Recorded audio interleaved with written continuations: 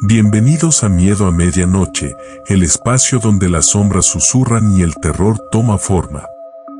Queremos saber desde qué rincón del mundo nos invocas y a qué hora te atreves a escuchar nuestros relatos. Compártelo en los comentarios. No olvides suscribirte, dejar tu like y hacer sonar la campanita, porque recuerda, en la oscuridad de la noche, nunca estás realmente solo. Ahora, intenta relajarte. Si es que puedes.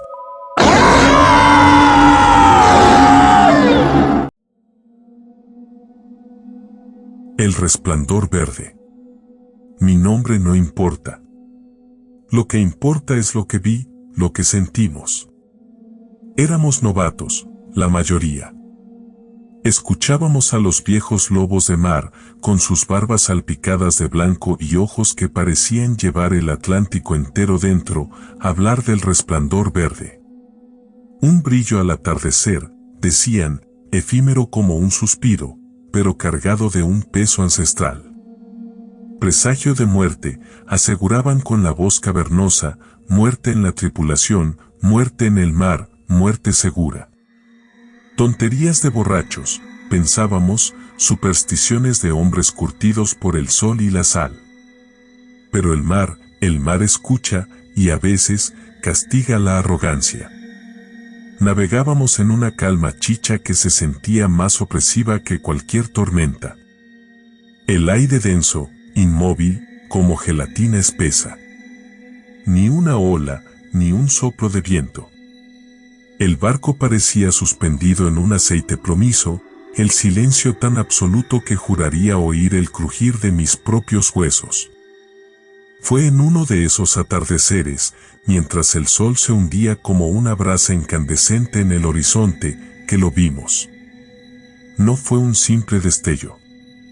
No fue un reflejo caprichoso. Fue un resplandor, sí, pero un resplandor que emanaba de la propia agua, un verde antinatural, casi eléctrico, que tiñó el cielo y el mar con un fulgor enfermizo. Duró apenas un instante, un parpadeo largo, pero en ese instante, el silencio se hizo aún más pesado, si cabe. Y el aire, ya denso, adquirió una textura metálica, un sabor a óxido en la garganta. A partir de ahí, las cosas empezaron a torcerse. Primero, pequeñas torpezas, errores absurdos. Un marinero resbaló en una cubierta seca y se rompió la muñeca. Otro se cortó profundamente con un cabo sin motivo aparente. Accidentes, decían los más pragmáticos. Mala suerte, murmuraban los supersticiosos, mirando de reojo al horizonte vacío. Pero no era mala suerte. Era algo más. Se sentía en el ambiente una tensión que se enroscaba en el estómago como un nudo frío. Las risas se apagaron, las conversaciones se volvieron susurros.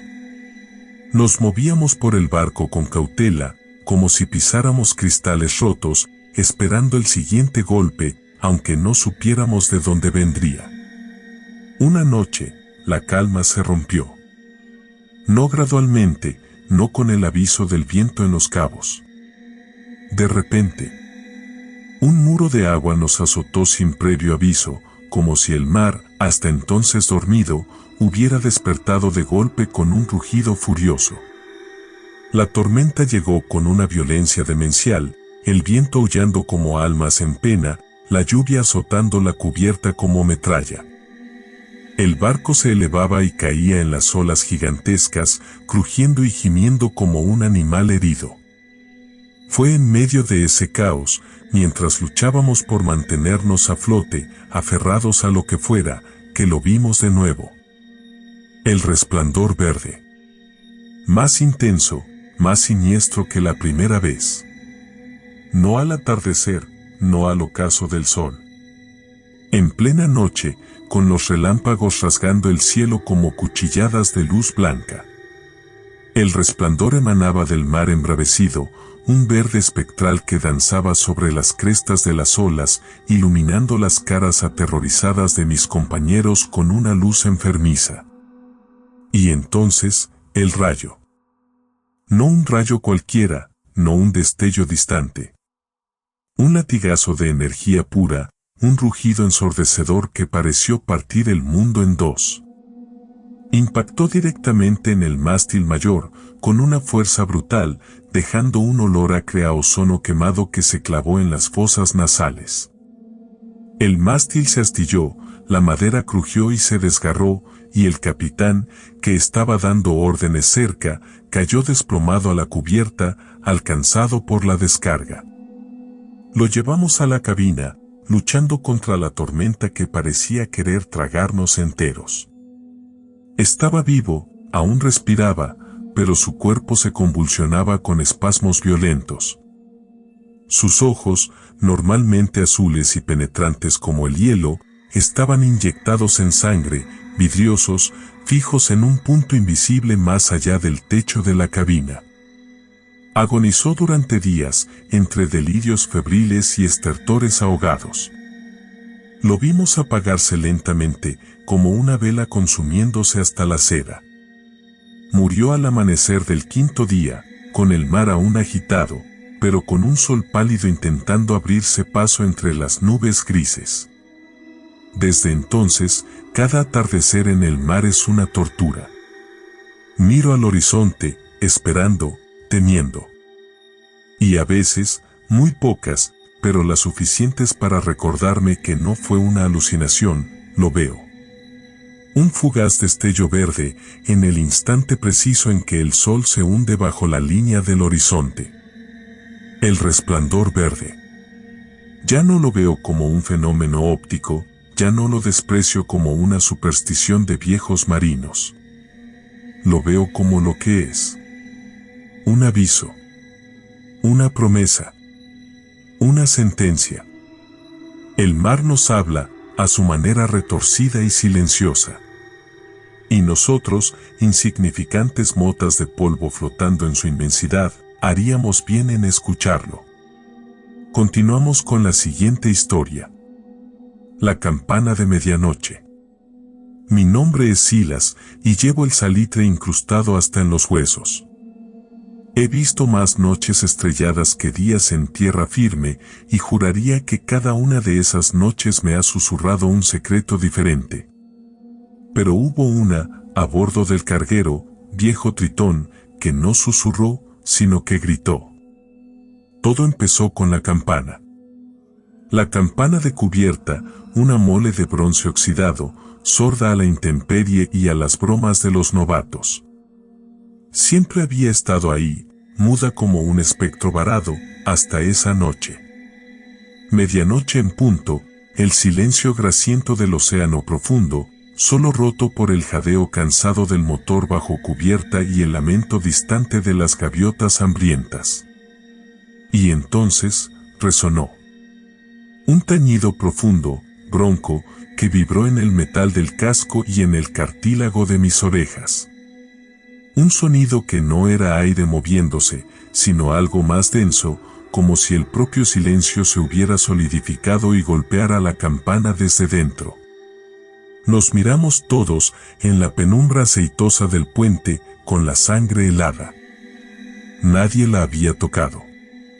El vigía juró que no había visto a nadie acercarse. El primer oficial, un hombre de ceño perpetuo y nervios de acero, salió a cubierta con una linterna, escrutando la oscuridad viscosa.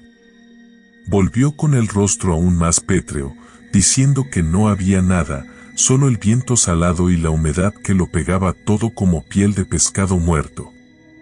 Lo achacamos a la fatiga, al eco de las olas contra el casco, a cualquier excusa que nos permitiera volver a respirar. Pero la noche siguiente, a medianoche, volvió a sonar. Y la siguiente.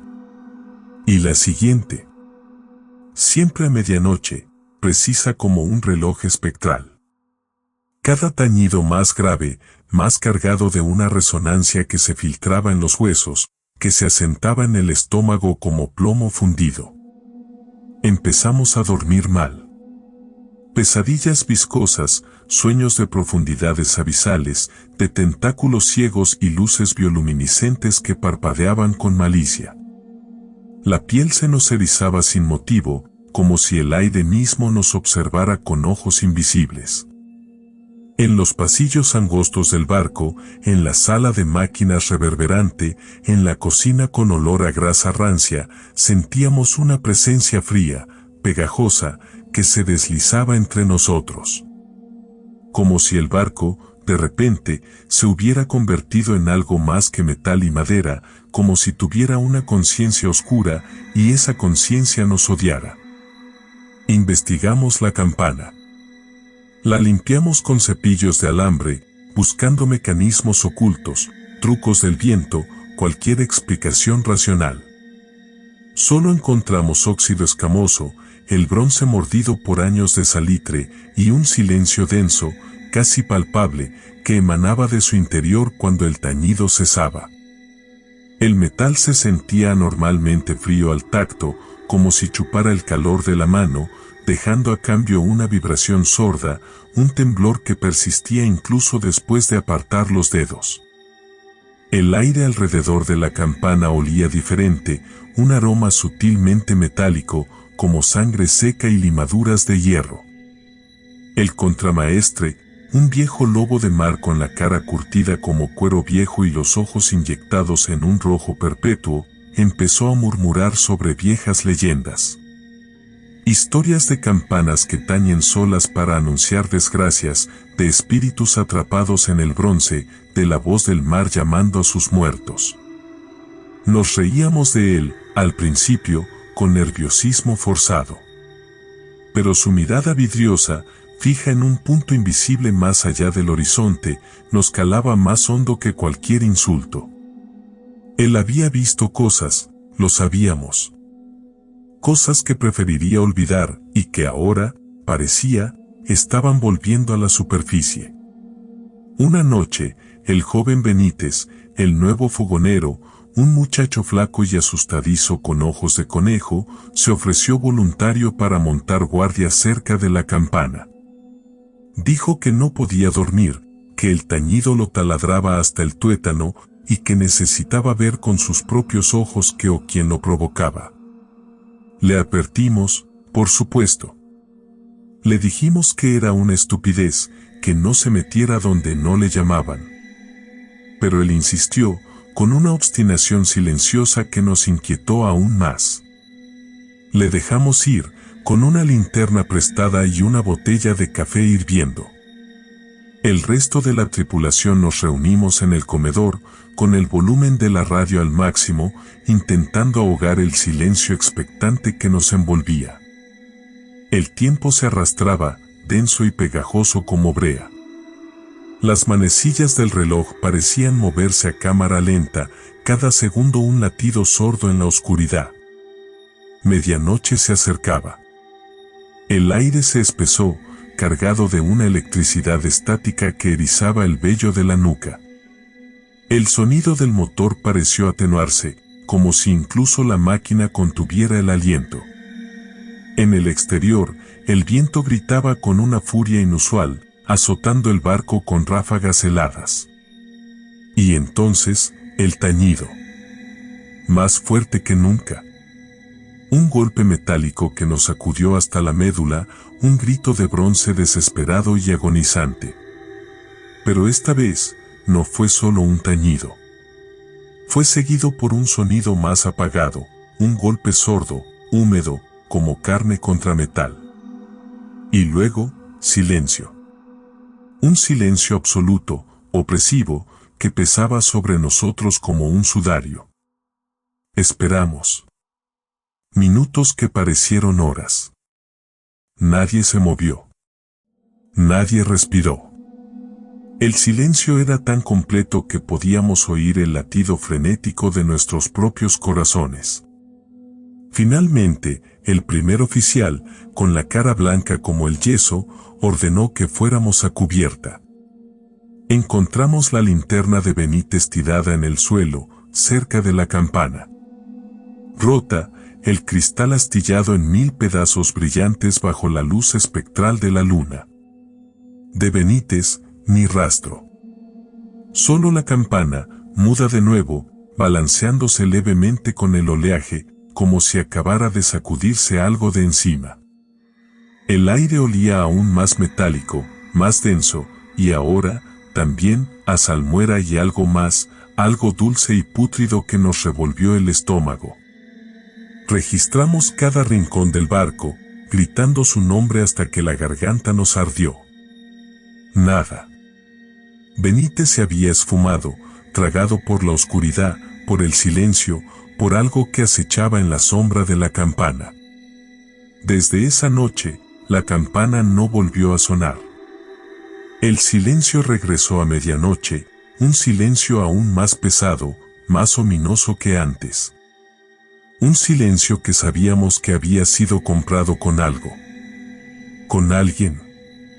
Evitamos la cubierta de proa, el lugar donde la linterna rota seguía brillando en nuestros recuerdos como un faro espectral. Sabíamos que el mar, o lo que fuera que habitara en su oscuridad, había cobrado su precio. Había silenciado la campana. Y a nosotros nos había dejado con un silencio que gritaba más fuerte que cualquier tañido. Continuamos con la siguiente historia. El faro abandonado. Mi nombre es Elías. Y esta es la historia del faro que nos tragó un hombre. No fue el mar, aunque el mar bramaba esa noche como un dios hambriento. Fue el faro, un dedo huesudo señalando el abismo, clavado en una isla que olía a salmuera vieja y a silencio. La tormenta nos azotó sin piedad, como un castigo olvidado. Las olas eran muros de tinta espesa estrellándose contra el casco del Esperanza, cada golpe un martillazo sordo en el alma. El viento, un aullido espectral, nos arrancaba el aliento y escupía cristales de agua helada en la cara. El capitán, con la barba empapada y los ojos inyectados en sangre, gritó la orden de buscar refugio en la isla de la viuda. Nadie quería acercarse a esa roca maldita, pero era eso o bailar con la muerte en la boca del huracán.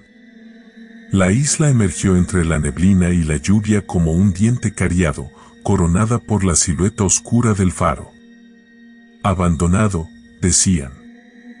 Olvidado por hombres y dioses. Al acercarnos, el olor a óxido y excrementos de ave nos invadió, un aroma denso que se pegaba a la garganta. Amarramos como pudimos en una caleta rocosa, con el bote sacudiéndose como un animal rabioso. Al pisar la arena negra, sentí un frío que no era solo el del aire, sino algo que emanaba de la tierra misma, un frío húmedo y ancestral. El faro se alzaba imponente, una torre cilíndrica de piedra grisácea, erosionada por siglos de sal y viento. La puerta de madera, hinchada y carcomida, cedió con un gemido lastimero. Dentro, la oscuridad era absoluta, un vacío denso que parecía pesar sobre los hombros. El olor cambió, a polvo reseco, a salitre acumulado, y bajo todo, un tufo metálico sutil, como sangre oxidada. Encendimos las linternas. Los haces de luz danzaron sobre paredes cubiertas de salitre, revelando escaleras de caracol que ascendían hacia la oscuridad. Encontramos una estancia a nivel del suelo, con un camastro desvencijado y una mesa cubierta de polvo. Sobre la mesa, un montón de diarios encuadernados en cuero ajado. Eran los diarios del último farero, un hombre llamado Silas. La caligrafía al principio era firme, precisa, describiendo la rutina monótona, la soledad, el ritmo hipnótico del mar. Pero a medida que avanzábamos en las páginas, la letra se volvía temblorosa, errática. Silas escribía sobre sombras danzantes en los espejos del faro, sobre susurros que llegaban con el viento, sobre una luz que veía en el horizonte, una luz que no era la suya. No es de este mundo, escribió en una entrada ilegible, la tinta borroneada como si las lágrimas hubieran caído sobre el papel. Me llama. Dice mi nombre con la voz del mar, pero no es el mar. El capitán, escéptico al principio, empezó a inquietarse. Los diarios hablaban de locura, sí, pero también de un miedo palpable, viscoso, que se filtraba entre las palabras. Mientras leíamos, empezamos a oírlo nosotros también. Pasos lentos, pesados, en la escalera de caracol. Y susurros. Voces apenas audibles que parecían surgir de las paredes de piedra, murmurando palabras incomprensibles en una lengua que erizaba la piel. El faro estaba vacío. Lo sabíamos. No había nadie más con nosotros. Pero los pasos seguían. Y los susurros se hacían más claros, más insistentes, como insectos zumbando alrededor de la cabeza. Subimos las escaleras, linternas en alto, el corazón latiendo con fuerza desbocada. Cada peldaño crujía bajo nuestros pies, resonando en el silencio opresivo.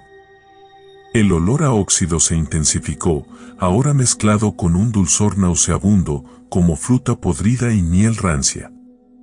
Llegamos a la sala de la linterna.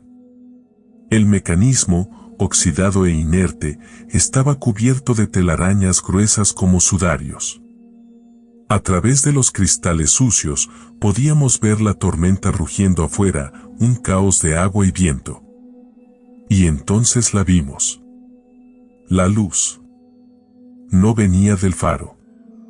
Emergía del mar, en la distancia, un fulgor pálido, casi espectral, que palpitaba en la oscuridad.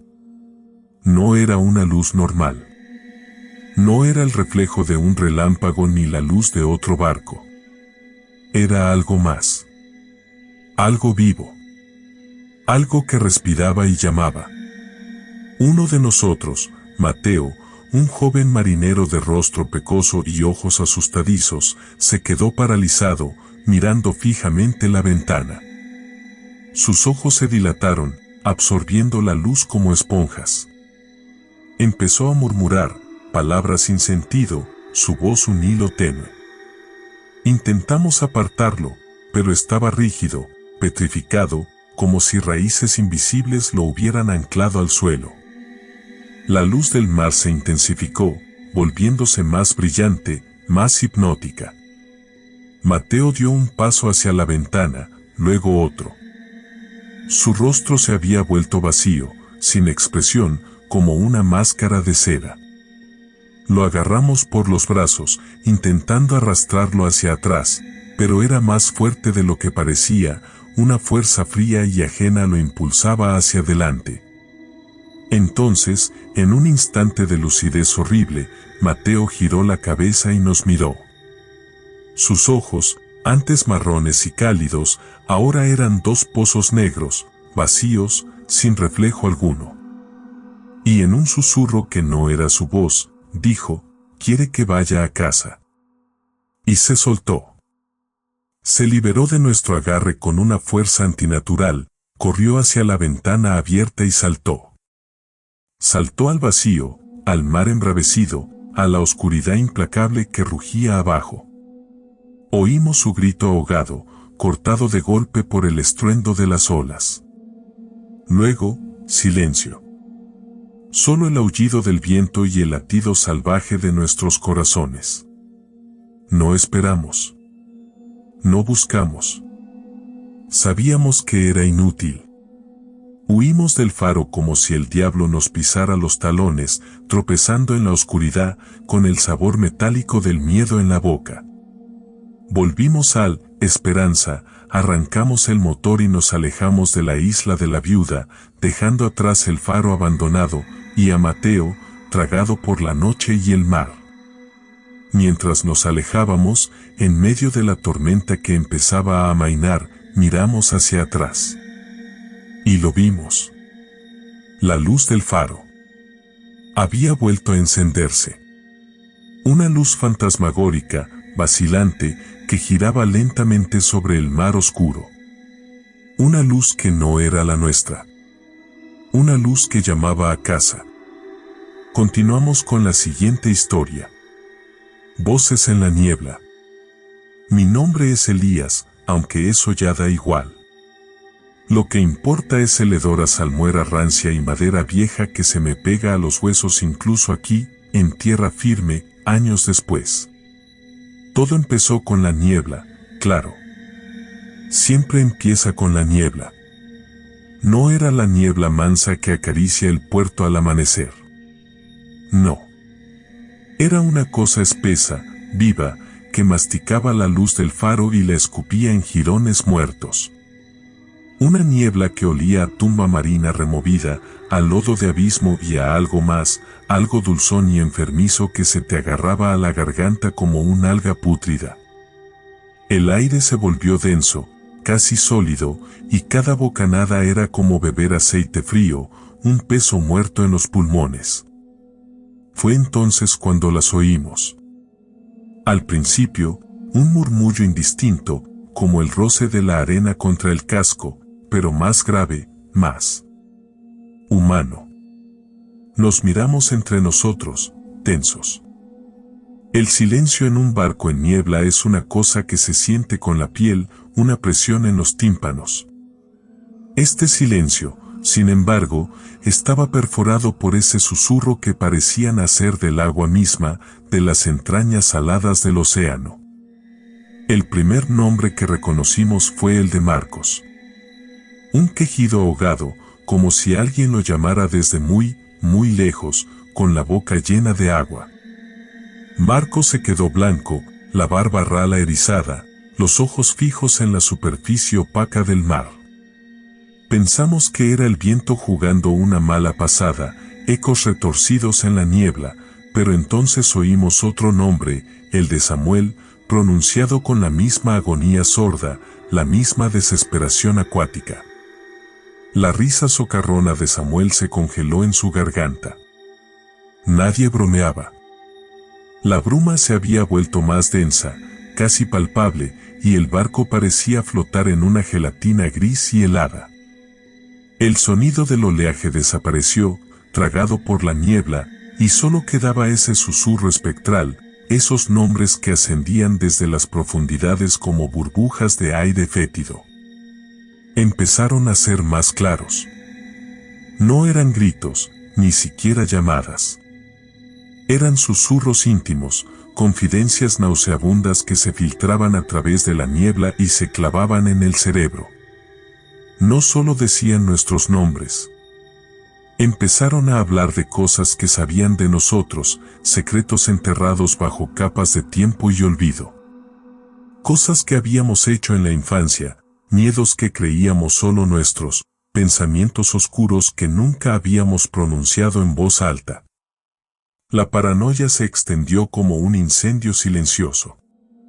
Nos mirábamos con recelo, buscando en los ojos de los demás el reflejo de esas voces, la fuente de esa invasión íntima y repugnante.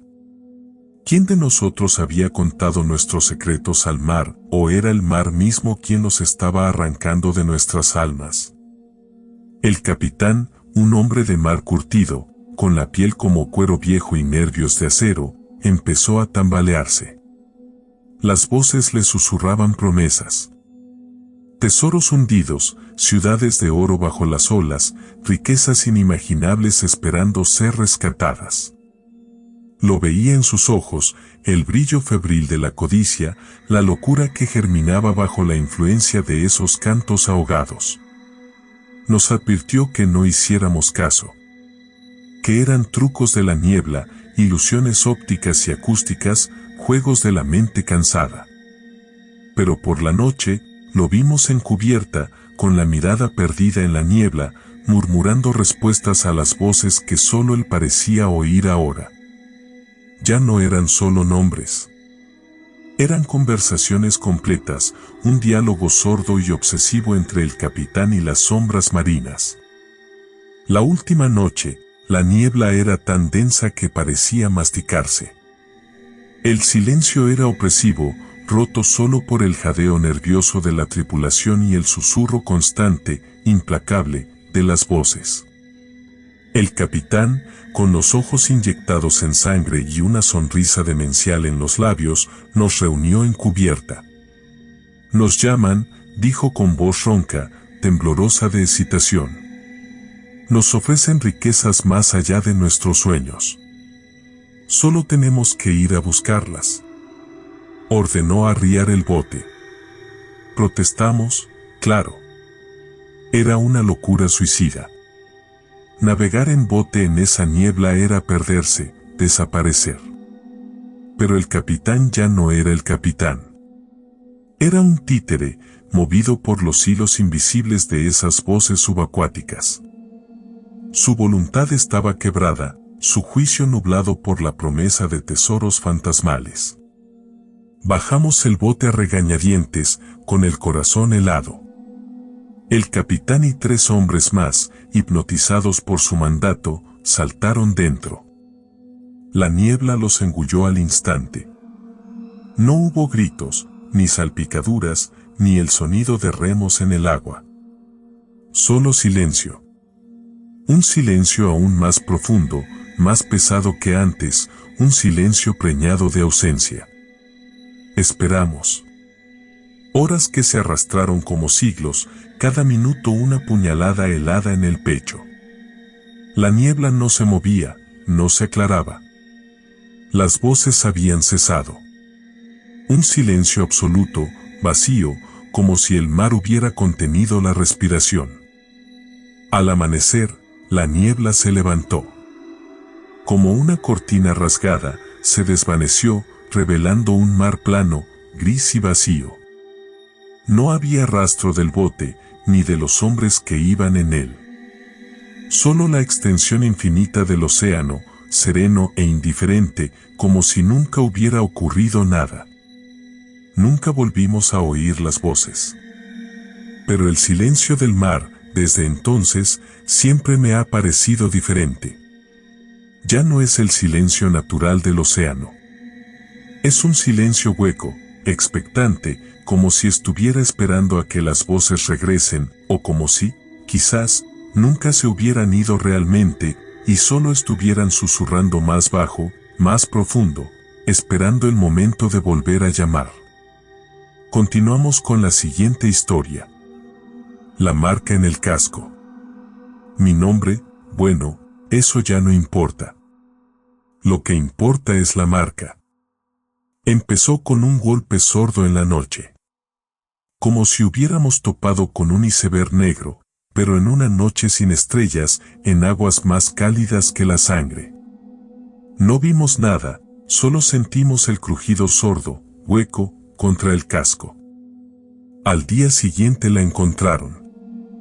Al principio era apenas un rasguño, una línea verdosa, casi fosforescente, justo debajo de la línea de flotación en el lado de estribor. Pensamos que era pintura rasgada, algo que habíamos recogido del fondo. Pero no era pintura. Era orgánica. Como una vena que latiera bajo la chapa del barco. Emitía un brillo frío, espectral, que no iluminaba nada alrededor, solo se definía a sí misma, como una cicatriz que su pura luz. Y calor. Un calor extraño, no el del sol, sino uno denso, pegajoso, como el de la carne febril. En días, la marca se extendió. No como una mancha, sino como un sistema de raíces pálidas, ramificándose por el acero, buscando algo. El brillo se hizo más intenso, pulsátil, como si tuviera un corazón diminuto latiendo bajo la superficie. El calor emanaba con más fuerza, convirtiendo las cabinas cercanas en hornos. Empezamos a enfermar.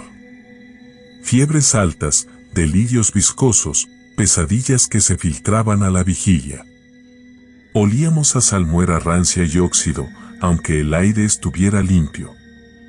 El metal bajo nuestros pies vibraba con una frecuencia baja, casi inaudible, pero que sentíamos en los huesos, como un presagio sordo. Intentamos raspar la marca. Con espátulas, con cepillos de alambre, incluso con sopletes. Era como arañar piel viva. La marca se resistía, se deformaba bajo el metal, pero no se desprendía. Y donde la dañábamos, volvía a crecer, más gruesa, más brillante, como si nuestra agresión la alimentara. El olor se intensificó, un hedor dulce y pútrido, como algas en descomposición mezcladas con almíbar y metal quemado. Para cuando cubrió la mitad del casco, el barco ya no respondía bien. Perdía velocidad, se volvía lento, pesado, como si lo arrastraran desde abajo.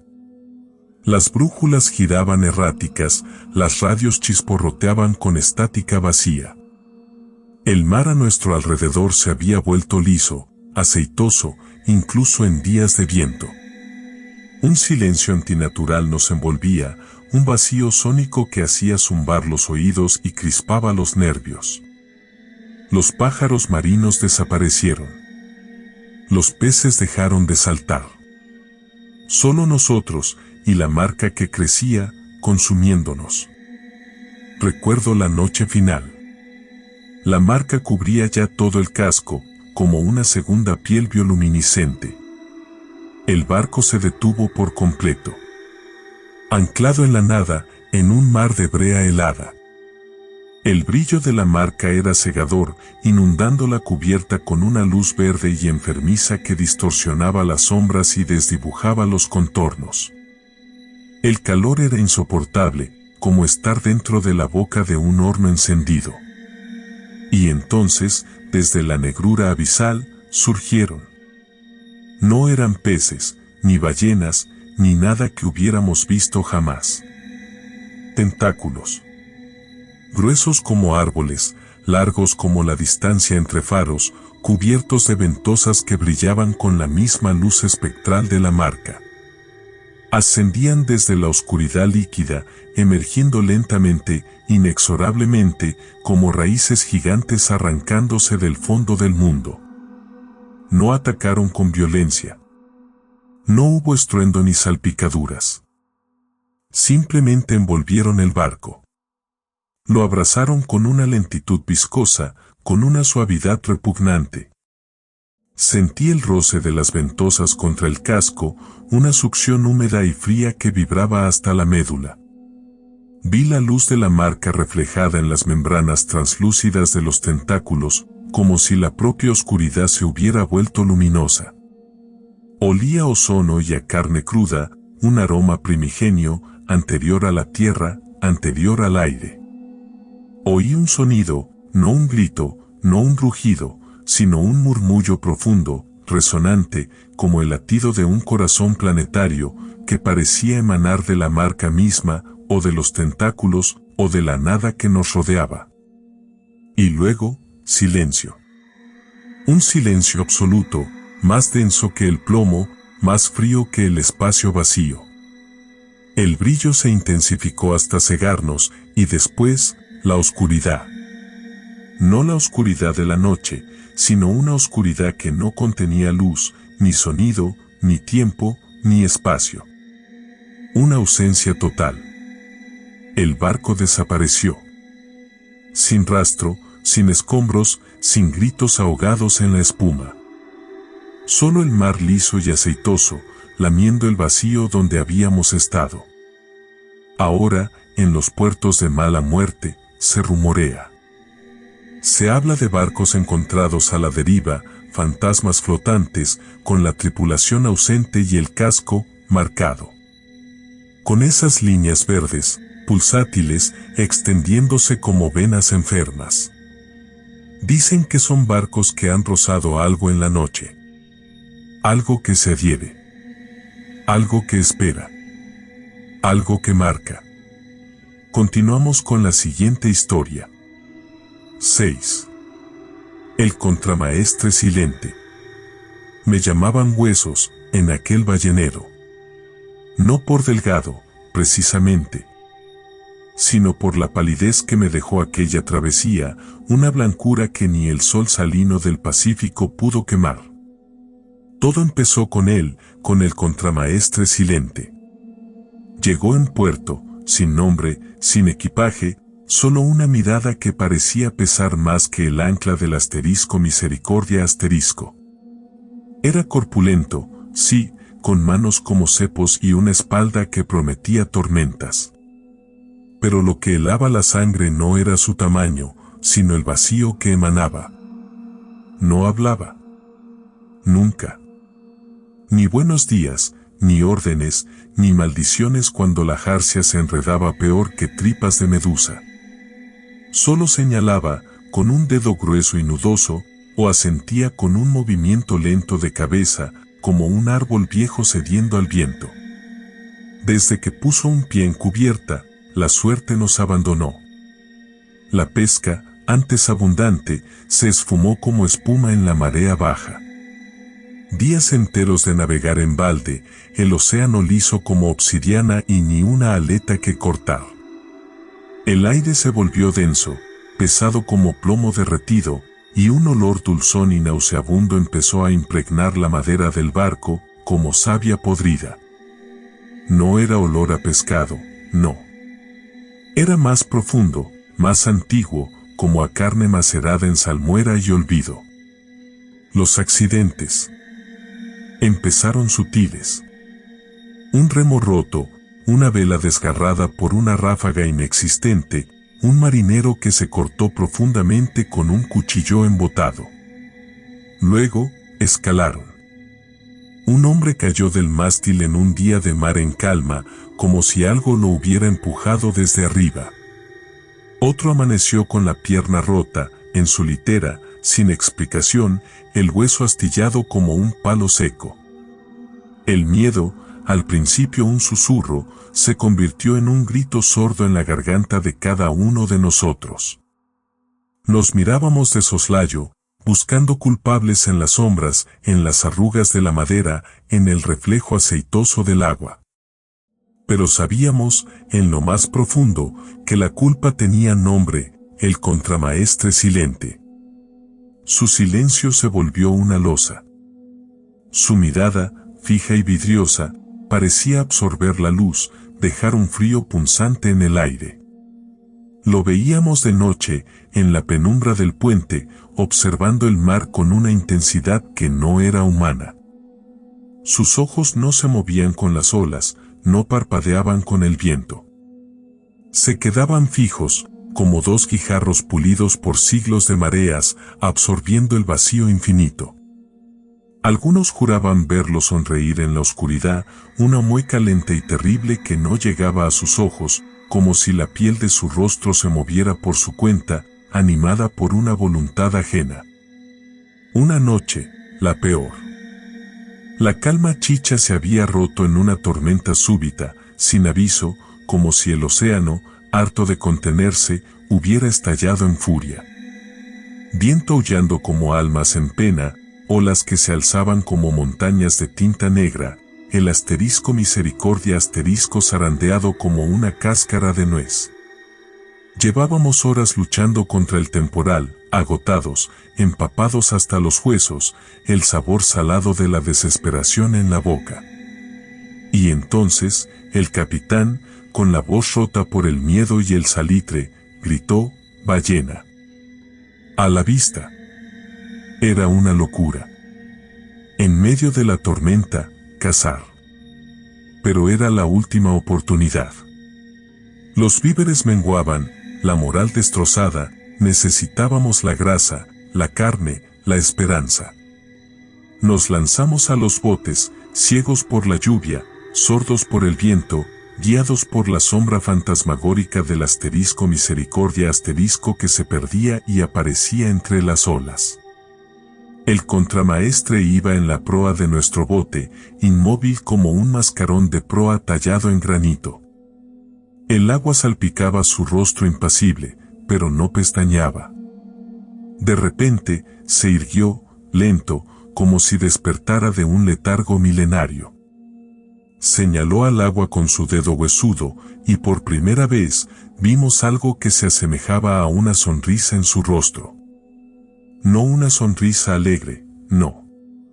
Sino una mueca cruel, triunfal, que nos heló la sangre más que el viento gélido. Y entonces, emergió. No era una ballena como las que habíamos cazado antes. Era gigantesca, más grande que cualquier cachalote, más ancha que el propio asterisco misericordia asterisco. Y blanca. No el blanco cremoso de la grasa de ballena, sino un blanco antinatural, casi fosforescente, como hueso pulido por la eternidad, como la cal de un acantilado espectral. Sus ojos no eran los ojos pequeños y oscuros de una ballena. Eran grandes, profundos, vacíos, y brillaban con una luz interna, amarillenta y enfermiza, como brasas moribundas en el fondo de una cueva. No bramó, no bufó. Se deslizó hacia nosotros en silencio, con una velocidad impensable para su tamaño, como un iceberg a la deriva en una corriente invisible. Y embistió. No nuestro bote. No. Embistió el asterisco misericordia asterisco. Un golpe sordo, profundo, que resonó en nuestros huesos, seguido de un crujido desgarrador de madera que se partía, de mástiles que se desplomaban, de gritos ahogados por el rugido del mar y el estruendo de la destrucción. El asterisco misericordia asterisco se partió en dos, como un juguete de niño roto por un gigante.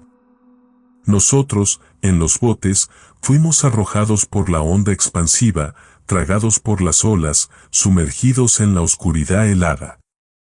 Luché por salir a la superficie, con el gusto metálico de la sangre en la boca y el olor acre del agua salada quemándome las fosas nasales. Cuando volví a ver la luz, el asterisco misericordia asterisco ya no estaba. Solo restos flotantes, astillas de madera, velas desgarradas, pertenencias de la tripulación esparcidas como ofrendas a un dios marino iracundo. Y cuerpos. Muchos cuerpos. Pero entre los restos, en medio del caos y la muerte, lo vi. Al contramaestre silente. Flotando boca arriba, imperturbable, como si estuviera plácidamente dormido en una cama de plumas. Ileso. Ni un rasguño. El agua a su alrededor, extrañamente calma, casi reverente. Nos miró. A los pocos que habíamos sobrevivido, aferrados a restos de madera, temblando de frío y terror. Su mirada no era de triunfo, ni de lástima, ni siquiera de indiferencia. Era vacía. Como los ojos de la ballena blanca, un pozo sin fondo que absorbía todo a su alrededor. Luego, muy lentamente, cerró los ojos. Y se hundió. Sin chapotear, sin resistirse, como una piedra arrojada a un abismo. Desapareció bajo las olas, sin dejar rastro, como si nunca hubiera existido. Nunca volví a navegar. El mar. Ya no era el mar. Era otra cosa. Algo oscuro, antiguo, que respira bajo la superficie, y que a veces, muy rara vez, envía a sus emisarios a la superficie, silentes, implacables, para reclamar lo que le pertenece. Y nosotros, los hombres, somos solo peones en su juego inescrutable, a merced de las mareas y del contramaestre silente que duerme en las profundidades, esperando su próxima llamada. Continuamos con la siguiente historia. El diario del navegante loco. Mi nombre no importa. Lo que importa es el puerto donde encontré el cofre, un agujero olvidado en el mapa, donde la madera huele a sal y a siglos de abandono. Abrí el cofre con la facilidad con que se abre una tumba recién excavada, y dentro, bajo un sudario de algas secas y cuerdas deshilachadas, estaba el diario. Su tacto era el de piel reseca, las páginas crujían como huesos viejos. Lo abrí, y la tinta danzaba ante mis ojos, una caligrafía enfermiza que parecía arrastrarse fuera del papel. La primera entrada hablaba de la calma chicha, pero no de la ausencia de viento. Describía una quietud que pesaba, una membrana invisible que sofocaba el mar. Decía que el agua se había vuelto espesa, como mercurio aceitoso, y que el barco se movía con una lentitud antinatural, como si algo desde abajo lo retuviera. El olor, escribió, era lo peor. No a putrefacción, no a salmuera, sino algo más sutil y nauseabundo, como metal oxidado y flores marchitas mezclados. Un hedor que se adhería a la garganta y dejaba un sabor amargo en la lengua, incluso antes de que el miedo comenzara a calar. A medida que avanzaba en las páginas, el viaje del navegante se convertía en un descenso. Hablaba de luces bajo la superficie, no bioluminiscencia, sino destellos fríos y geométricos que dibujaban formas imposibles en la negrura abisal. Criaturas, las llamaba, aunque no se atrevía a describirlas. Solo insinuaba contornos que desafiaban la geometría euclidiana, apéndices que se multiplicaban sin lógica, superficies que reflejaban la luz de luna con una palidez enfermiza, como carne cocida. Mencionó un sonido, un zumbido infrasónico que vibraba en los huesos, que hacía temblar los dientes y resonaba en el vacío del cráneo, un llamado sordo e insistente que parecía venir del centro mismo de la tierra. En una entrada, describió una ciudad. No una ciudad hundida, no ruinas de piedra, sino una estructura viviente, orgánica, que se extendía en las profundidades como un tumor colosal. Torres de un material desconocido que palpitaban con una luz interna, calles laberínticas formadas por tentáculos entrelazados, plazas donde sombras danzaban sin fuente de luz. Dijo que podía oír voces desde la ciudad, no palabras comprensibles, sino un coro de gemidos y susurros que se filtraba a través de la masa de agua, penetrando en su mente como agujas heladas. Voces que le prometían secretos, conocimiento prohibido, poder más allá de la comprensión humana, a cambio de algo que no terminaba de comprender, algo que se sentía como la disolución del ser. Las pesadillas comenzaron a asaltarme a mí también. Soñaba con la quietud metálica del mar, con el hedor dulce y pútrido, con las luces geométricas danzando en la oscuridad. Veía las criaturas deformes en los rincones de mi visión, sombras que se movían con una lógica imposible, formas que se desvanecían al enfocar la mirada, pero que dejaban tras de sí una sensación de náusea y terror visceral. El zumbido infrasónico resonaba en mis sueños, despertándome bañado en sudor frío, con el corazón latiendo como un tambor de guerra en mi pecho. La obsesión creció. El diario se convirtió en mi Biblia, cada palabra grabada a fuego en mi mente. Necesitaba ver lo que él había visto. Necesitaba entender el llamado de las profundidades, el secreto de la ciudad viviente. Vendí mis posesiones, compré un pequeño balandro, lo aprovisioné con lo mínimo indispensable. Nadie entendía mi determinación, la urgencia que me consumía por dentro. Me miraban como si estuviera loco, y tal vez lo estaba, contagiado por la locura que emanaba de las páginas del diario. Zarpé en solitario, siguiendo las coordenadas vagas y contradictorias que el navegante había garabateado en los márgenes del diario. El mar, al principio, parecía normal, hostil a veces, pero dentro de los parámetros de lo esperable. Pero a medida que me adentraba, noté cambios sutiles. El agua se oscurecía de manera antinatural, perdiendo su transparencia habitual, volviéndose opaca y densa, como tinta espesa. El viento amainaba hasta que la calma se instaló, una calma que no era paz, sino expectación, un silencio cargado de presagios. El olor comenzó a filtrarse, tenue al principio, pero incrementándose gradualmente, el hedor metálico y floral que recordaba de las páginas del diario, ahora real, tangible, llenando mis pulmones con cada bocanada de aire.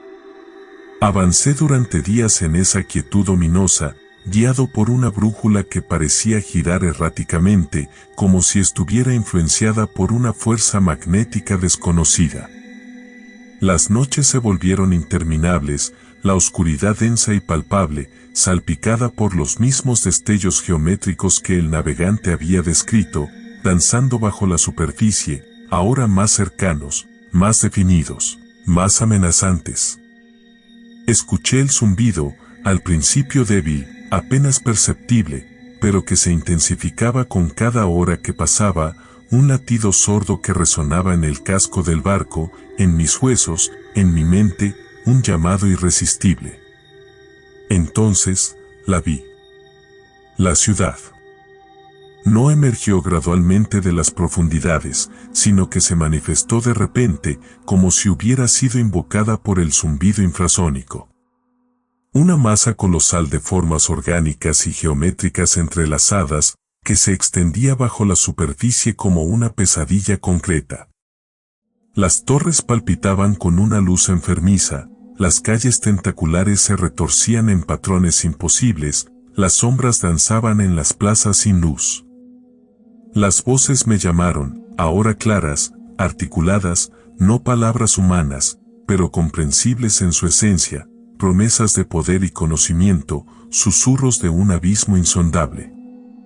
Me ofrecieron un lugar en su ciudad, una unión con algo más grande, algo más antiguo, algo que esperaba en la oscuridad desde antes del tiempo. Mi barco fue encontrado semanas después, a la deriva, vacío. Las velas rasgadas, el casco cubierto de percebes y algas extrañas. En la cabina, sobre la mesa, el diario estaba abierto. En la última página, escrita con una caligrafía temblorosa, casi ilegible, una sola frase: ahora sé lo que espera en el abismo, y me llama por mi nombre. Continuamos con la siguiente historia. La isla movediza. Mi nombre es Elias Thorne, y he navegado desde que tenía edad para sostenerme a un timón. He visto temporales que rajaban el cielo y calmas que te hacían dudar del movimiento del planeta. Pero nada, ni la más feroz tormenta ni la más fantasmagórica bruma, me preparó para lo que encontramos en aquella isla. Buscábamos reparaciones, un respiro de la salmuera perpetua. Llevábamos días con el casco crujiendo más de lo debido, y el mapa señalaba un islote deshabitado, un lunar verde en medio del azul implacable. Al acercarnos, la isla parecía un respiro bienvenido, una promesa de tierra firme y madera seca. Palmeras raquíticas, arena blanca que deslumbraba bajo un sol que mordía la piel. Nada fuera de lo común. A primera vista. Anclamos en una caleta de aguas turquesas, tan claras que veías cada grano de arena en el fondo, como diamantes diminutos esparcidos. Bajamos a tierra con herramientas y alivio en los huesos. La arena se sentía extrañamente tibia bajo las botas, casi febril. El aire, aunque salado, tenía un matiz dulce, como a savia y flores marchitas, una combinación que revolvía el estómago sin que supieras por qué. Empezamos a trabajar en el casco, el sonido de los martillos y las sierras rompiendo el silencio pétreo de la isla. Pero pronto, empezamos a notar cosas.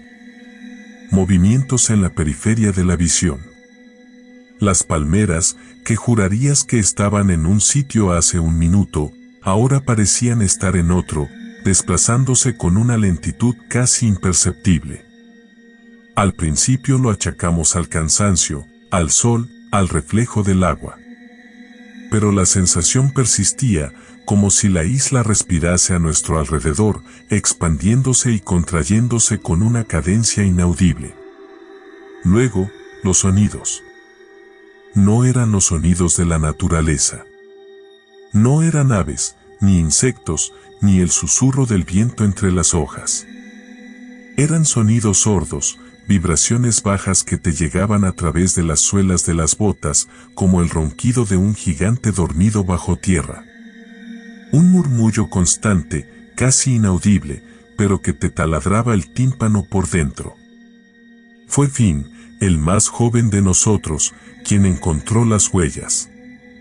No eran huellas de pies humanos, ni de animales que pudiéramos reconocer. Eran depresiones amorfas en la arena, como si algo enorme, sin forma definida, se hubiera arrastrado por la playa.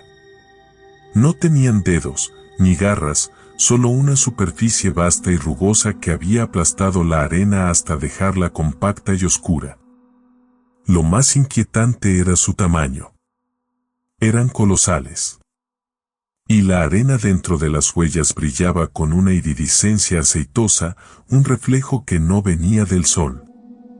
La tierra empezó a temblar. No un temblor violento, sino una vibración sutil, constante, como si un corazón inmenso latiera debajo de nuestros pies. Los árboles, que antes se movían con lentitud, ahora se agitaban con espasmos nerviosos, sus hojas susurrando un idioma incomprensible, un lamento sordo que se mezclaba con el murmullo subterráneo. El aire se espesó, volviéndose denso y húmedo, con un sabor metálico en la lengua, como lamer hierro oxidado. Uno a uno, los hombres empezaron a desaparecer. Primero fue Olsen, que se adentró en la selva en busca de madera seca. Luego Davis, que fue a inspeccionar el lado opuesto de la isla. No se oyeron gritos, ni llamadas de auxilio. Simplemente, se desvanecieron en el silencio antinatural de la isla. Cada desaparición dejaba un vacío helado en el aire, una certeza muda de que algo terrible, algo incomprensible, estaba sucediendo.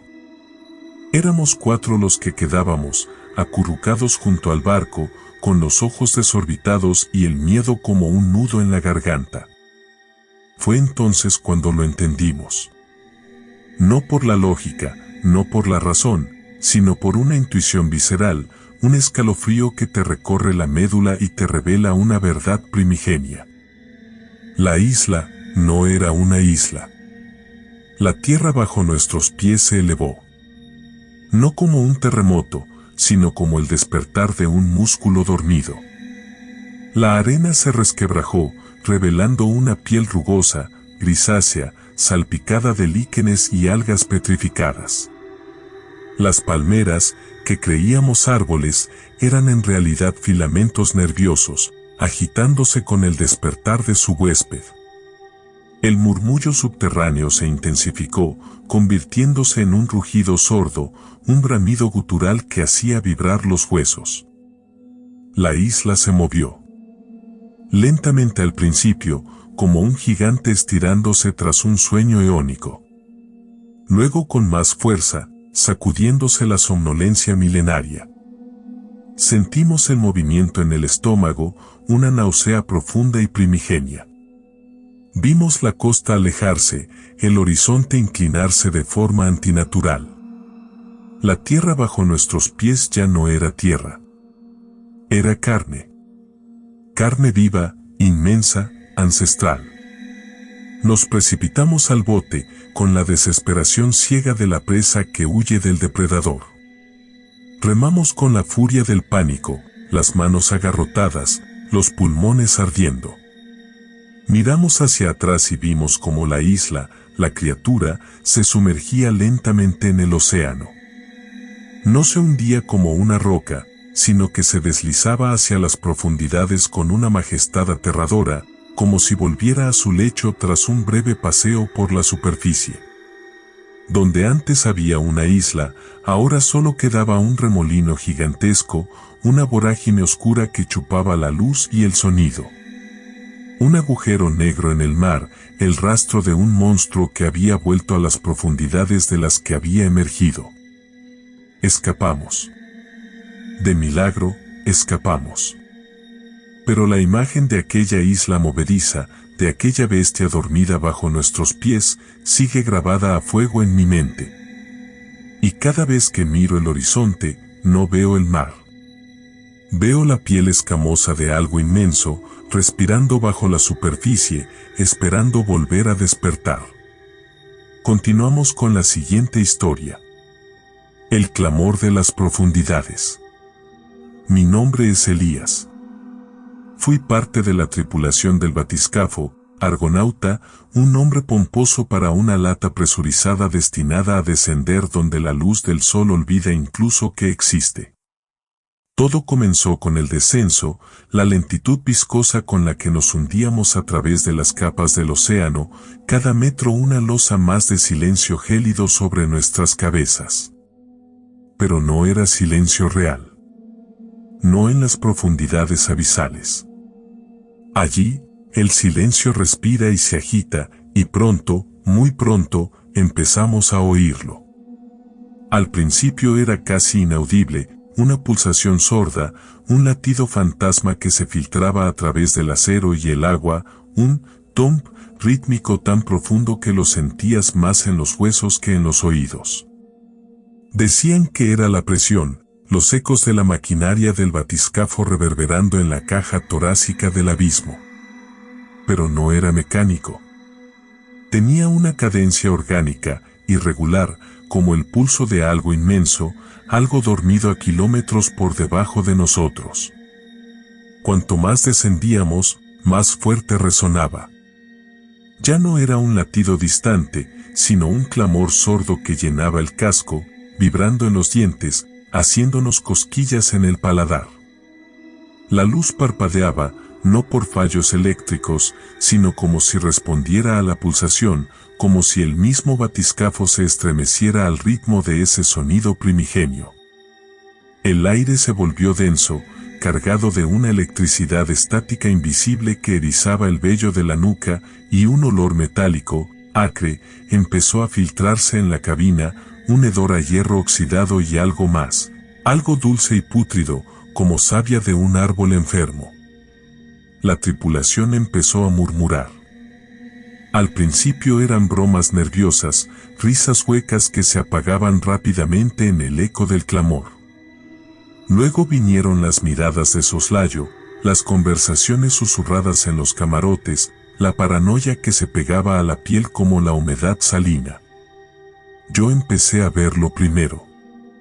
Sombras en el rabillo del ojo, movimientos fugaces en la penumbra de los instrumentos. Al principio los descarté como fatiga visual, juegos de la luz y la sombra en el laberinto de cables y tuberías. Pero luego fueron más definidos, formas geométricas imposibles que se deslizaban por las paredes, ángulos que no encajaban en la lógica del espacio tridimensional. Uno de los técnicos juraba ver rostros en los paneles de control, máscaras sonrientes y vacías que desaparecían al girarse. Otro empezó a hablar con las paredes, manteniendo conversaciones susurradas con el acero frío, respondiendo a preguntas que solo él podía oír. Y el clamor se hacía más intenso, se volvía más texturizado. Ya no era solo un sonido, era una presencia táctil, una vibración que arañaba el interior del cráneo, que hacía que los fluidos corporales resonaran con una frecuencia antinatural. Podía sentirlo en los huesos, en los dientes, en las cuencas vacías de los ojos cerrados. El sabor del miedo se volvió metálico y seco en la boca, como lamer un pedazo de mineral lunar. El frío ya no era el frío del océano, era un frío que emanaba del sonido, un frío que te congelaba los pensamientos, que te hacía dudar de la realidad misma. Entonces, el clamor cambió. Se transformó, mutó de un pulso sordo a un rugido visceral, un bramido que parecía emanar del mismo núcleo de la tierra, un sonido que no solo oías, sino que sentías resonar en el alma, un eco de la creación primigenia, o quizás de la destrucción final. Las luces estallaron, una tras otra, sumiéndonos en una oscuridad absoluta, una oscuridad que no era la ausencia de luz, sino algo denso y opresivo, algo que parecía querer tragarnos. El acero del casco gimió y crujió, combándose hacia adentro bajo una presión inimaginable, un crujido óseo y metálico que se mezclaba con el rugido ensordecedor. Y entonces las vimos. Sombras gigantescas, colosales, danzando fuera de los focos averiados del batiscafo, formas imposibles que se movían en la penumbra, siluetas que desafiaban toda geometría conocida, contornos que se retorcían y se expandían más allá de lo comprensible. No eran criaturas marinas, no eran animales. Eran algo más, algo primordial, entidades nacidas de la oscuridad y la presión, dioses olvidados que despertaban de un sueño eónico. Rozaban el casco con una suavidad aterradora, un tacto que sentías como una caricia helada en el cerebro, una promesa de aniquilación susurrada en un idioma anterior al tiempo. El rugido se intensificó hasta ahogar todo lo demás, un torrente sónico que desintegraba la cordura, que nos convertía en ecos vacíos dentro de nuestras propias cabezas. El batiscafo se convulsionó, sacudido por fuerzas invisibles, y luego, silencio. No un silencio tranquilo, sino un silencio cargado, denso, preñado de la presencia inminente de algo inefable. Perdimos contacto con la superficie. Nunca volvieron a saber de nosotros. En la superficie, los sismógrafos registraron extrañas perturbaciones sónicas en las profundidades abisales durante días, ecos débiles de un clamor incomprensible, un lamento sordo que aún resuena, muy lejos, en la oscuridad insondable. Dicen que a veces, en noches de luna nueva, cuando el mar está en calma, se puede oír, si se presta mucha atención, un susurro lejano, un eco del clamor de las profundidades, un recordatorio de que hay cosas que duermen bajo las olas, cosas que es mejor dejar sin despertar. Continuamos con la siguiente historia. 10. El ancla maldita. Me llamo Silas, y esta es la historia del ancla que nos robó la cordura. Fue en las Filipinas. Buceábamos en un pecio hundido hacía siglos, la madera carcomida, los cañones cubiertos de coral como tumores pétreos. Buscábamos cualquier cosa de valor, latón, quizás alguna moneda olvidada. Pero en la penumbra verdosa, entre las costillas rotas del navío, vi algo que me heló la sangre antes incluso de saber qué era. No era el brillo del metal, sino una sombra dentro de la sombra, una densidad antinatural en el agua turbia. Al acercarme, la forma se definió, un ancla. No un ancla cualquiera. Hierro puro, negro como la boca de un pozo sin fondo, pero intrincadamente labrada. Volutas retorcidas, rostros apenas esbozados en el metal, como si la misma oscuridad se hubiera solidificado en formas. Era grotesca y hermosa a la vez, una joya infernal. La toqué con la punta del guante. Frío. Un frío que no era el del mar, sino otro, un frío hambriento que parecía succionar el calor de mi mano. Aún así, la quise. La quise con una codicia que me quemaba la garganta. La señalé a Ben, mi compañero. Él dudó, sintió la misma inquietud, lo vi en sus ojos dilatados tras la máscara. Pero la avaricia es un anzuelo poderoso. Entre los dos, con esfuerzo, la liberamos del abrazo de la arena y la llevamos a la superficie. Pesaba como si el mismo infierno la lastrara. Desde el momento en que la subimos a bordo del Serpentskes, todo cambió. El aire se volvió denso, como si se hubiera espesado con hollín invisible. El olor dulce y salado del océano fue reemplazado por un hedor sutil, metálico, como sangre oxidada.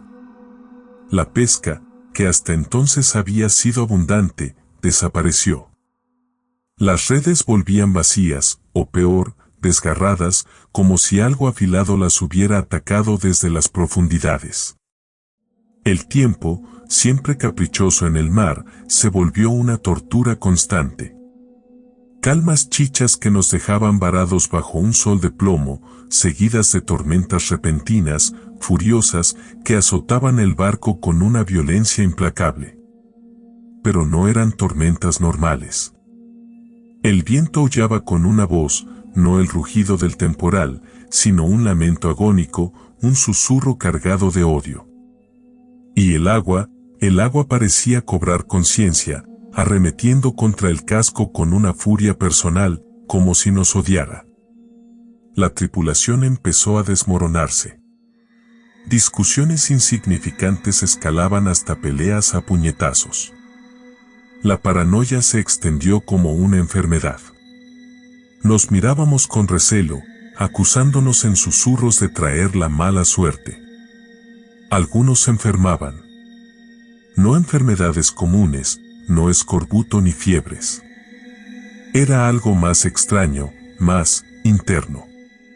Un marinero, Vargas, empezó a perder el pelo a mechones, su piel se volvió translúcida, como pergamino viejo.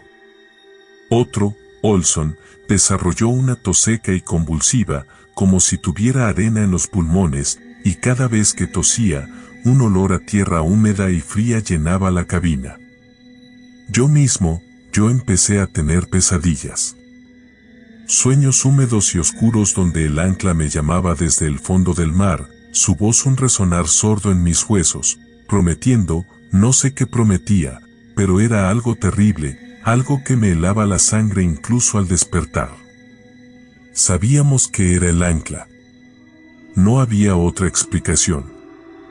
La maldita ancla negra que reposaba encubierta, inmóvil, silenciosa, pero que irradiaba una presencia palpable, como un tumor oscuro en el corazón del barco.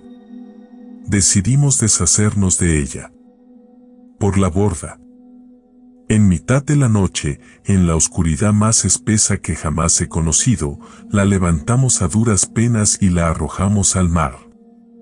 El chapuzón fue ahogado por el oleaje, pero sentimos, lo juro, sentimos el alivio en el barco. Una tensión invisible se disipó. El aire pareció aligerarse. Respiramos hondo por primera vez en días. Pero a la mañana siguiente, ahí estaba. De nuevo encubierta. Como si se hubiera arrastrado de vuelta desde las profundidades. Como si el mar la hubiera regurgitado, negándose a aceptarla. Lo intentamos de nuevo. Y otra vez. Y otra. La arrojamos lastrada con cadenas, la encadenamos a barriles llenos de rocas, incluso pensamos en volarla con dinamita. Nada funcionaba. Siempre volvía. Siempre allí, acechando encubierta, su sombra extendiéndose sobre nosotros como una mortaja. La tormenta final llegó como una bestia hambrienta. Se desató sin aviso, un muro de agua y viento que nos golpeó con la fuerza de un martillo gigante. El Serpentsques crujía y gemía, zarandeado como una cáscara de nuez. Las olas rompían sobre la cubierta, heladas y furiosas. Y en medio del caos, lo vimos. El ancla. Se movía. No arrastrándose, no deslizándose. Caminando. Sus rebenques de hierro se levantaban y golpeaban la cubierta de madera con un estruendo sordo, avanzando con una determinación antinatural. No era el vaivén del barco, lo juro por mi alma. El ancla se movía por voluntad propia. Buscando algo. O alguien. El terror nos paralizó. Vimos cómo se abalanzaba sobre el contramaestre, Murphy, que intentaba sujetar el timón. El ancla se alzó, imponente, y luego cayó. No con el peso muerto del hierro, sino con la precisión brutal de un arma. El rebenque golpeó a Murphy en la pierna, hueso y carne cediendo bajo el impacto. Gritó, un grito desgarrador ahogado por el rugido de la tormenta. El ancla se arrastró sobre él, atrapándolo, inmovilizándolo con su peso implacable. Luego atacó de nuevo, y de nuevo, cada golpe un trueno sordo, cada impacto un grito ahogado.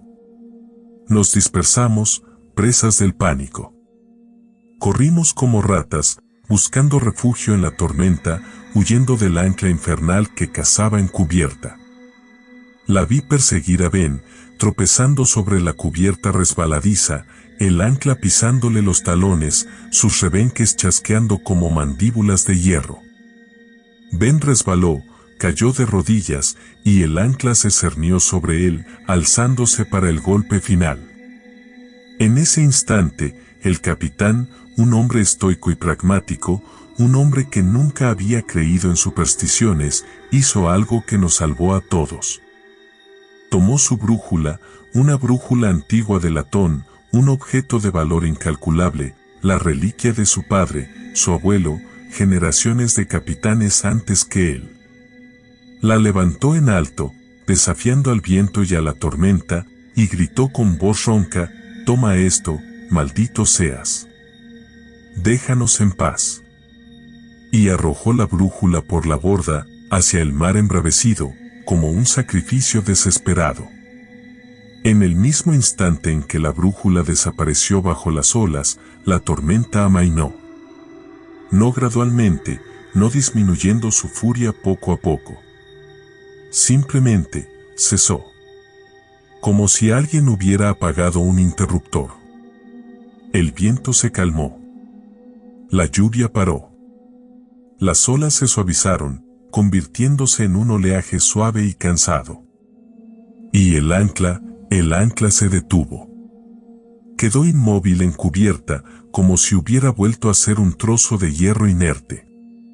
Sin esperar un segundo, el capitán dio la orden. «Máquinas a toda máquina. Fuera de aquí».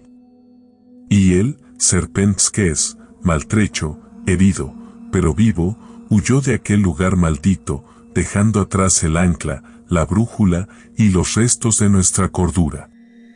Nadie habló del ancla. Nadie mencionó a Murphy, cuyo cuerpo destrozado dejamos atrás, pasto para los peces. Huimos en silencio, con el sabor amargo del terror en la boca y la certeza helada de que, aunque habíamos escapado, algo se había roto dentro de nosotros, algo irreparable. El ancla está allí abajo, lo sé. En las profundidades oscuras, esperando. Quizás satisfecha con su trueque. Quizás, esperando a que volvamos.